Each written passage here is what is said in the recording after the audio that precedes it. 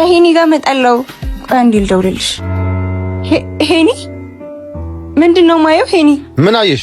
ሄኒ በእኔ ላይ ትማግጣለህ። ማን ጠራሽ ደግሞ? አሁን የጀመርኩት ልጨርስበት። በእናትሽ ውጪልኝ። ምን ነው ቆየ? ቶሎ ነው እንጂ ፍቅር አንተ ሴሰኛ ጭራቅ። ሂጂ ውጪ በእናትሽ። ሁለተኛ አጠገቤ እንዳትደርሺ እሺ? ሁለተኛ አንተ ጋር ከመጣ ጉሻ በለኝሽ። ወይኔ ምሩዬ ወይኔ።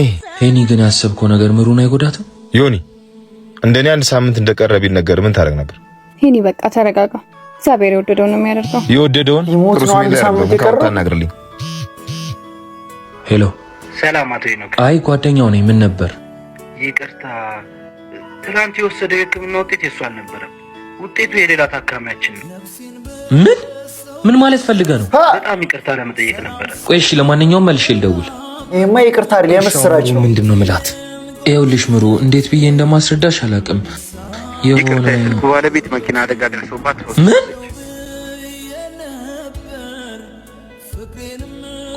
በኢየሱስ ስም ምን የሚሉት አንተ? ኧረ በጣም ነው የሚደብረው እንደዚህ አይነት ታሪክ